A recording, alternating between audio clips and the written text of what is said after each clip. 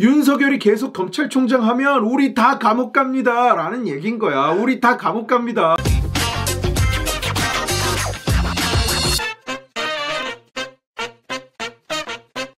김두관이 계속 지금 윤석열 총장을 탄핵하자고 날뛰고 있는데 반응이 좋지를 않아. 야당이 아니라 여당 내에서도 반응이 좋지를 않고 통과 못한다, 실익이 없다, 역풍 분다, 뭐 자중해라 이런 분위기까지 있는 것 같고, 김두관이 이렇게 말을 잘하는 스타일은 아니거든. 보면 이렇게 말하다가 자가 발전을 계속 해가지고 너무 엉뚱한 소리를 중간중간 자꾸 들어가는, 오늘 내가 몇 가지 좀 보여줄 건데 그런 스타일이야. 뭐 괜한 얘기, 안 해도 될 것 같은 얘기, 이런 얘기가 자꾸 등장을 하고, 그러다 보니까 막말도 많이 나오고 팀킬도 많이 나오고 좀 이런 스타일이거든. 그러다 보니까 야당에서는 김두관 보고 남자 추미애다 뭐 이러고 있는 그런 상황이야.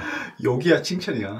나는 누가 더 기분을 나빠할지 모르겠어. 25일날 이 사람이 글을 올리잖아. 저는 국회에서 탄핵을 준비하겠습니다. 삼권 분립이고 뭐고 대통령의 뜻을 꺾는 건 쿠데타다. 사법 쿠데타다. 이 글에서 탄핵을 최초로 언급하는데 여기서 그런 이야기를 하잖아. 대통령의 안전을 보장하려면 검찰을 개혁해야 된다. 그리고 검찰 개혁은 뭐냐? 윤석열 총장을 탄핵하는 거다. 이런 괴상한 이야기, 괴상한 결론에 이른다고. 그런데 그 글을 올렸는데 반응이 별로 좋지가 않아. 뭐 외부도 그렇고 언론도 그렇고 내부에서도 반응이 좋지 않고, 이 사람이 26일날 그래서 또 글을 쓰는데 이 사람이 감정이 더 고조된 게 보여. 대통령의 안전을 지키기 위해 탄핵을 한다고요? 네, 맞습니다. 국민이 뽑은 대통령을 지키는 것이 바로 민주주의를 지키는 것이기 때문입니다. 그런데 난 이 말을 보면서 웃기더라. 그러면 박근혜는 지들은 그러면 민주주의를 해치는 세력이었네? 국민이 뽑은 대통령을 건드린 거잖아. 끌어내리자고 광화문에서 깽판 치고. 지들이야말로 반민주 세력 아닌가?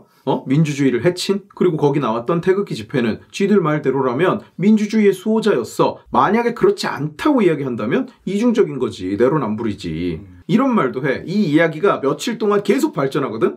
검찰을 제자리로 돌려놓지 않으면 대통령이든 누구든 죄가 있든 없든 안전하지 않습니다. 아니, 이걸 보면서 이 사람은 누구 편이야 대체? 죄가 있으면 검찰로부터 안전하지 않아야지. 그치.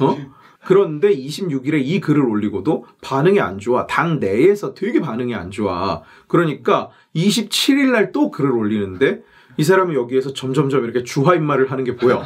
당 내에서도 지금 계속 이야기가 나오는 것이 거대 여당이라고 뭉쳐서 이 탄핵을 추진해 봐야 헌재에 가면 기각이 된다는 거야. 헌재에 가 봐야 기각된다. 현실성이 없다. 그래서 실익이 없다. 오히려 역풍을 맞는다. 이제 보궐선거 치러야 되는데 이게 당 내에서 반응이 안 좋은 주된 이유거든. 그러니까 이 사람이 이런 이야기를 하는 거야. 헌재에서 탄핵이 기각될 수도 있겠지만 탄핵과 동시에 윤 총장과 가족에 대한 특검 추진, 공수처에서 윤 총장 개인의 범죄 행위를 턴다. 그러면 헌재를 설득할 수 있다. 그러면서 역풍이 두려워서 탄핵을 안 하면 그건 패배주의다. 막 이렇게 주장을 한다고. 근데 생각해봐라. 징계를 하려다가 실패를 했어. 그래서 대령통이 사과까지 한 상황이라고. 이 상황에서 탄핵까지 의결하고 가족까지 특검으로 털고, 그리고 안 그래도 공수처가 지네 싫어하는 사람 때리겠다고 만들었다는 비판을 잔뜩 받고 있는 상황에서 공수처 1호 수사 대상이 윤석열이다. 이러면 국민들이 이걸 뭐라고 생각하겠니? 저것들 저럴 줄 알았다. 공수처 정의로운 조직인 줄 알았는데 결국은 대령통 사냥개였다. 야, 가서 물어. 이러면 가가지고 쫓아가서 물고 이 짓을 하려고 만들었구나. 사람들이 다 이렇게 생각할 거 아니야. 그리고 나서 보궐선거를 치를 거고. 김두관이 이 글에서 이렇게 이야기하거든. 지금 국민의 인내심이 폭발 직전입니다.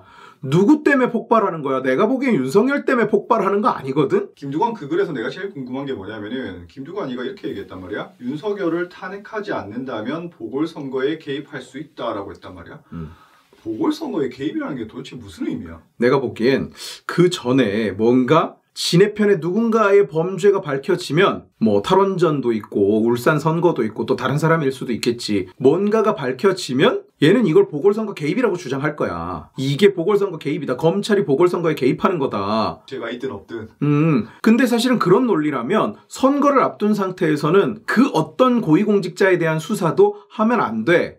그렇잖아. 선거에 개입이 되잖아. 이거 보궐선거 끝나면 1년 뒤에 대선 있잖아.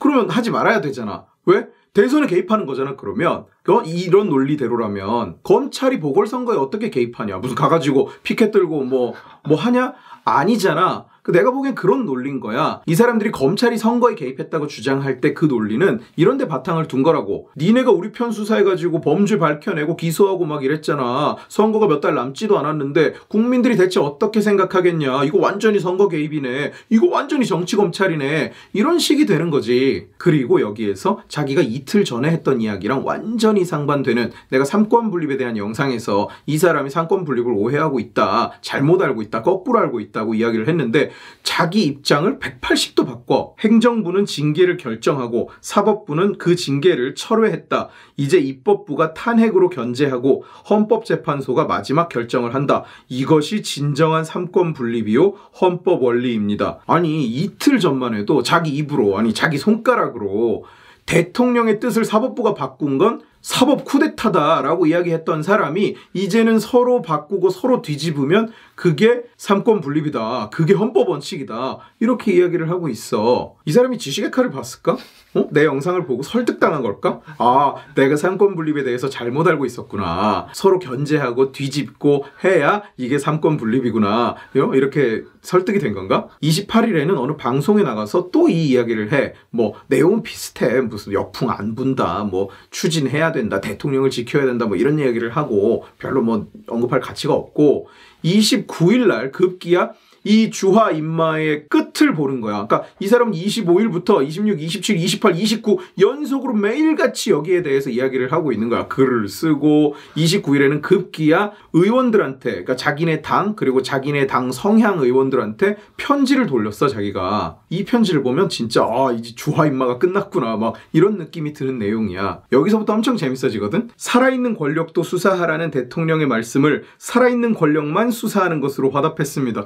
무슨 소리야 이게 대체. 무슨 소리니 이게. 국가 정책을 수사하는 검찰은 세상 어디에도 없습니다. 세상 어디에도 없어. 그리고 우리나라도 안 그래요. 얘네들이 자꾸 이런 식으로 이야기를 하거든. 국가 정책을 수사했다, 대통령의 공약을 수사했다. 아니야. 지금 수사하는 건 탈원전이 아니야. 탈원전 비리를 수사하는 거지. 그러면 대통령 공약이 기업 친화적인 정부였으면 기업한테 뇌물을 받아도 수사하면 안 되겠네? 왜? 기업과 친하게 지내겠다고 시작부터 이야기했잖아. 그게 정책이었잖아. 정책을 수사할 수는 없잖아. 이런 식의 논리가 되는 거라고. 정책을 수사하는 게 아니야. 그 과정에서 비리가, 범죄가 있었는지를 수사하는 거지. 그리고 여기서 삼권분립 이야기를 또 해. 25일만 해도 하면 안 된다 그랬던 걸 여기서 또 한다고. 행정부의 결정을 사법부가 뒤집었다. 그러면 입법부는 가만히 있어야 되느냐? 그걸 또 뒤집어야 한다. 그게 민주주의의 기본이다. 그런데 자기 논리대로라면 그거 입법 쿠데타 아니냐? 그치? 국가 권력 하나를 자기네가 뒤집겠다는 거잖아. 그렇잖아. 이미 사법부가 결정한 걸 입법부가 뒤집겠다는 거잖아. 입법부가 그걸 무력화시키겠다는 거잖아. 그럼 자기 말대로라면 이게 입법 쿠데타 아닌가? 쿠데타라는 단어는 행정부에만 쓸 수 있는 건가? 그러면 삼권 분립이 아니네? 행정부가 위네? 김두관이는 삼권분립이랑 삼위일체랑 헷갈리는 거 아니야? 그리고 자, 오늘의 하이라이트, 오늘의 빅매치, 한국 정치 역사에 길이 남을 명언이 하나 또 등장해. 내가 오늘 이 얘기를 하고 싶어서 이걸 주제로 영상을 찍자 그런 거야. 김두관이 이 글에서 뭐라고 이야기를 했냐면, 윤석열을 검찰총장에 그대로 두고 보궐선거를 치르는 것은 교도소 담장 위에서 선거를 치르는 것과 같다. 아니 대체 누구 편이야 이 사람은. 담장 위에서 뭘 한다라는 게 무슨 뜻이냐. 경계에 있다는 거죠. 이게 무슨 뜻이냐면, 아차 하면 안으로 떨어지면 어디에 들어가고 밖으로 떨어지면 어디에서 빠져나온다는 이야기야. 그러니까 교도소 담장 위에서 뭘 한다는 거는 자칫하면 깜빵 간다라는 얘기거든. 그래서 정치인은 교도소 담장 위에서 정치를 한다, 기업인은 교도소 담장 위에서 경영을 한다, 뭐 이런 이야기들이 있어. 자칫하면 삑하면 감옥에 간다는 이야기야. 그러니까 이 얘기는 무슨 이야기냐면, 윤석열이 계속 검찰총장 하면 우리 다 감옥 갑니다 라는 얘기인 거야. 우리 다 감옥 갑니다. 고백한 거네, 고백. 이게 대체 무슨 얘기야. 저 보면서는 계속 이 생각이 들더라고.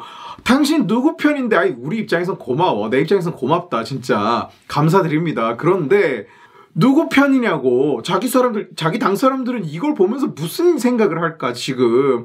좀 가만히 좀 있어. 조용히 좀 하라고. 무슨 얘기야 이게 대체. 내가 뭐 정청래, 김남국, 안민석 이런 사람들 좋아하는 거 알잖아. 나는 택배도 전부 정청래 이름으로 온다고. 그리고 김두관도 참 좋아했단 말이야. 근데 이번 일을 겪으면서 김두관이 더 좋아졌어. 이제는 남국이랑 공동 1위라고 해도 될 것 같아. 나는 개인적으로 이거 진행했으면 좋겠다. 탄핵했으면 좋겠어. 사람들이 다 김두관한테 설득돼가지고 탄핵 의결했으면 좋겠어. 이제 석 달만 있으면 보궐선거지. 그리고 1년 있으면 대선이지.